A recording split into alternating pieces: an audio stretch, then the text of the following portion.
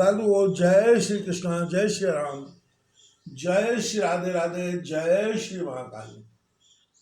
इस वीडियो में आपको श्रवण कराएंगे व्यास जी का राजा जन्मेजय से भगवती की महिमा का वर्णन करना। व्यास जी बोले, हे महाराज, मैंने नारद जी से योग माया के पवित्र जिस महात्म को सुना है उसे कहता हूँ। महर्षि नारद की नारी देश से संबंधित कथा सुनकर मैंने उस सर्वज्ञ शिरोमणि मुनि से पुनः पूछा, हे नारद जी, आप यह बताइए कि इसके बाद भगवान विष्णु ने आपसे क्या कहा और आपके साथ वे जगत पति लक्ष्मीकांत कहाँ गए? नारद जी बोले, उस अत्यंत मनोहर सरोवर के तट पर मुझसे इस प्रकार कहकर भगवान विष्णु ने गरुड़ पर आरूढ़ होकर वैकुंठ के लिए प्रस्थान करने का विचार किया। तदनंतर रमापति विष्णु ने मुझसे कहा, हे नारद, अब आप जहाँ जाना चाहें जाएं अथवा मेरे लोग चलिए, जैसी आपकी रुचि हो वैसा ही कीजिए। इसके बाद मैं मधुसूदन श्री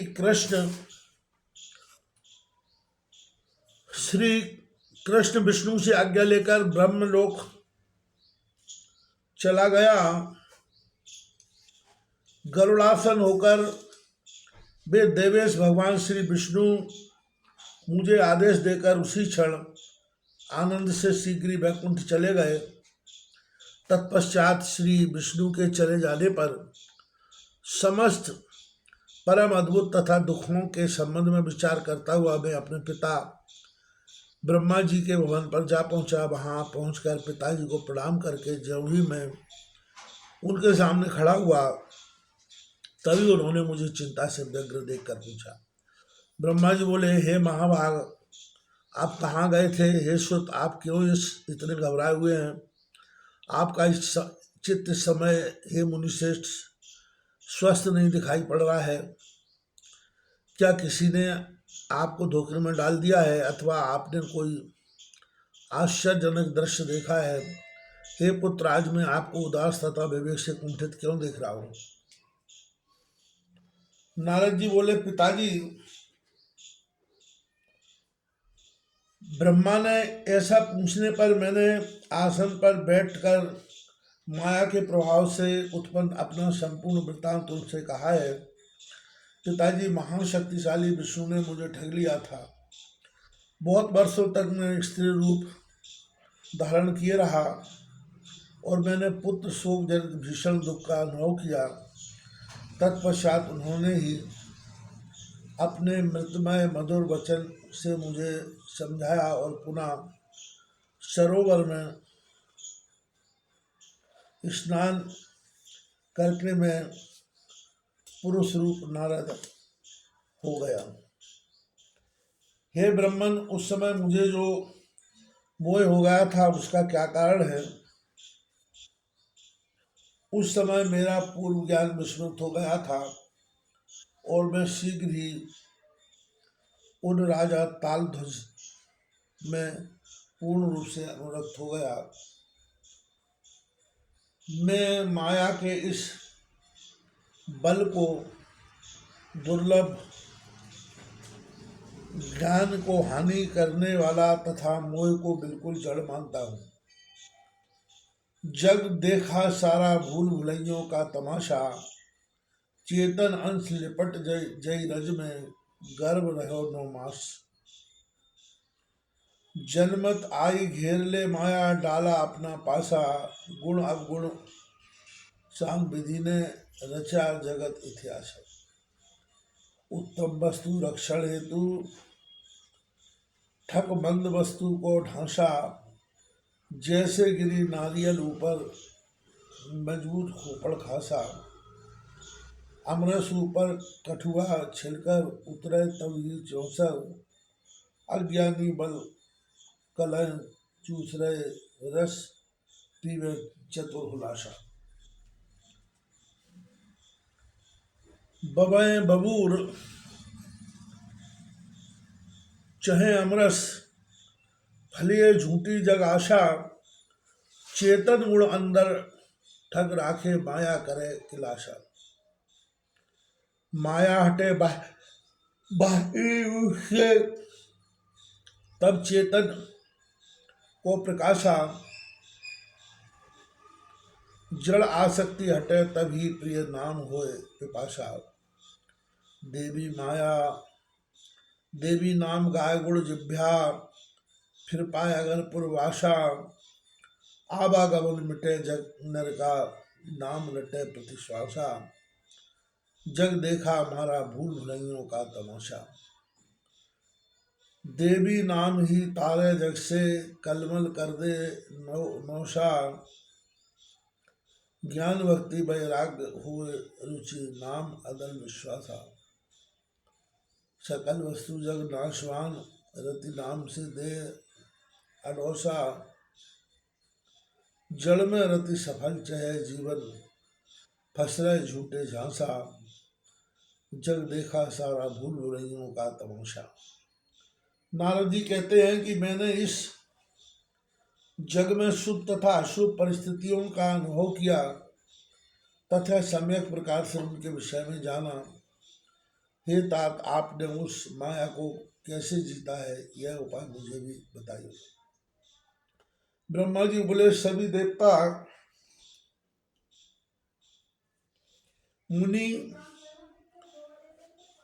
महात्मा तपस्वी ज्ञानी तथा वायु सेवन करने वाले योगियों के लिए भी यह माया कठिनता से जीती जाने वाली है। उस महाशक्तिशालिनी माया को सम्यक प्रकार से जानने में मैं भी समर्थ नहीं हूँ। उसी प्रकार विष्णु तथा उमापति शंकर भी उसे जानने में समर्थ नहीं हूँ। सृजन पालन तथा संहार करने वाली वह महामाया सभी के लिए दुर्जय है। काल कर्म तथा विभाग स्वभाव आदि निमित्त कारणों से वह सदा समन्वित है। अपरिमित बल से संपन्न इस माया के विषय में आप शोक ना करें, क्योंकि हम लोग भी माया से विभूत है। नारद जी बोले, हे व्यास जी, पिताजी के ऐसा कहने पर मेरा विस्मय दूर हो गया। इसके बाद में उनसे आज्ञा लेकर उत्तम तीर्थों का दर्शन करता हुआ मैं यहाँ पहुँचा हूँ। अतएव हे श्रेष्ठ व्यास जी, कौरवों के नाश से उत्पन्न मोह का परित्याग करके आप भी इस स्थान पर सुखपूर्वक रहते हुए समय व्यतीत कीजिए। किए गए शुभाशुभ कर्मों का फल अवश्य भोगना पड़ता है, ऐसा मन में निश्चय करके आनंद पूर्वक विचरण कीजिए। व्यास जी बोले, हे राजन, ऐसा कहकर मुझे समझाने के बाद नारद जी वहां से चले गए और वे उस श्रेष्ठ सारस्वत कल्प में सरस्वती के तट पर ठहर गया। हे नृपश्रेष्ठ, जिस प्रकार कोई इंद्रजाल करने वाला अपने हाथों में काठ को पुतले लेकर उसे अपने अधीन करके अपनी इच्छानुसार नचाता है, उसी प्रकार यह माया चराचर जगत को नचाती रहती है। ब्रह्मा से लेकर तृण पर्यंत जितने भी 5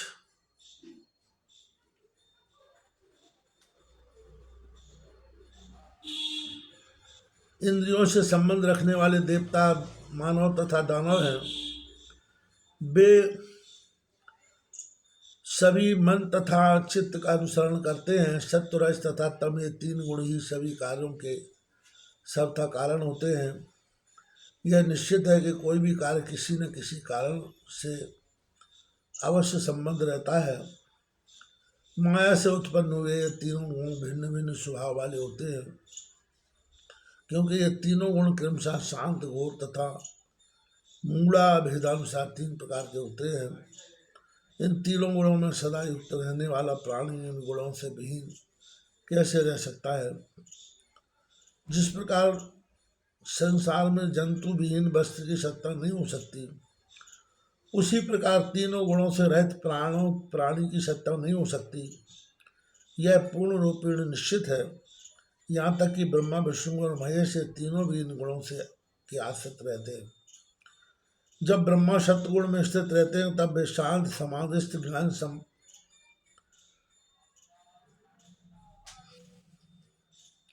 ज्ञान संपन्न तथा सभी प्राणियों के प्रति प्रेम से युक्त हो जाते हैं। वे ही जब सत्व गुण से विहीन होकर रजोगुण युक्त होते हैं तो उनका रूप भयावह सबके प्रति उत्पत्ति की भावना से युक्त हो जाते हैं, और वे ही ब्रह्मा तमोगुण की अधिकता से विवादग्रस्त तथा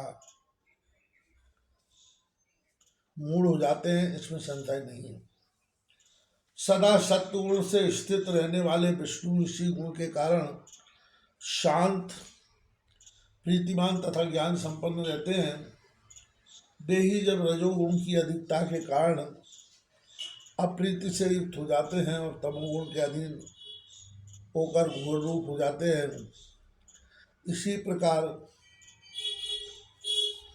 रुद्र भी सत्वगुण से युक्त होने पर प्रेम तथा शांति से समन्वित रहते हैं, किंतु रजोगुण से आविष्ट होने पर वे भी भयानक तथा प्रेम विहीन हो जाते हैं। तमोगुण युक्त होने पर वे रुद्र तथा मूल विषादग्रस्त हो जाते हैं। हे नृश्रेष्ठ, यदि ये ब्रह्मा विष्णु महेश आदि तथा योगिक में जो सूर्यवंशी तथा चंद्रवंशी 14 मनु कहे गए हैं, वे भी गुणों के अधीन रहते हैं, तब इस संसार में अन्य लोगों की तो बात ही क्या है। देवता, दानव तथा मानव समेत यह संपूर्ण जगत माया का वशवर्ती है। संसार झमेला देख लिया, यहाँ सार कछु न पायो है, माया ने जाल बिछायो है। अतएव हे राजन, प्राणी माया के अधीन है और वे उसी के वशवर्ती होकर चेष्टा करता है। वह माया में सदा संबित रूप परम तत्व में स्थित रहती है। वह उसी के अधीन रहती हुई उसी से प्रेरित होकर जीवों में सदा मोह का संचार करती है। मद मोह फंसे ममता निस्तम, मानव को खूब नचायो है। अग पुंज बटोरत ही तन्मय, निज आयु व्यर्थ बितावे। मन जात किरात लगी तृष्णा, जग तरण हेतु कोई वसना। विषय भोग संग्रह में हृदय, कलिमल बहुत सतायो। अवलंबल है देवी चलता, जो सकल जगत कलिमल ढांचता। नहीं प्रीत निरंतर श्रीरति, नाम विहीन जन्म गवाया। देवी नाम को अमित प्रभावा, वेद पुराण उपनिषद गावा। वर्णव शारद श्रेष्ठ, प्रिय कोई पार न पावे। मद मोह फंसे। अतः विशिष्ट माया स्वरूपा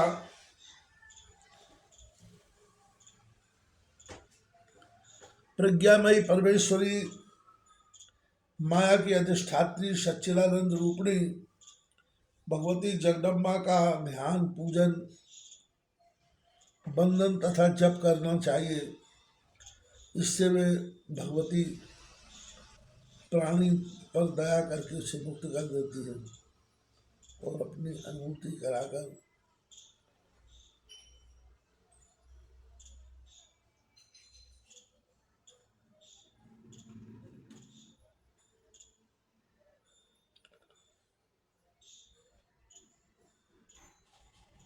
अपनी माया को हर लेती है। समस्त भुवन माया रूप है तथा वे ईश्वरी उसकी नायिका है। इसलिए त्रैलोक सुंदरी भगवती को भुवनेश्वरी कहा गया है।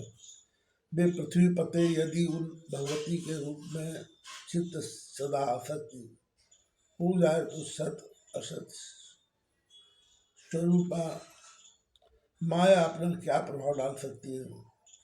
अतः हे राजन, सच्चिदानंद रूपिणी भगवती परमेश्वरी को छोड़कर अन्य कोई भी देवता उस माया को दूर करने में समर्थ नहीं है। अतएव माया के गुण में युक्त माया के गुण से निवृत्ति प्राप्त करने के लिए प्रसन्नता पूर्वक स्वयं प्रकाशित तथा ज्ञान रूपिणी भगवती माहेश्वरी की आराधना करनी चाहिए।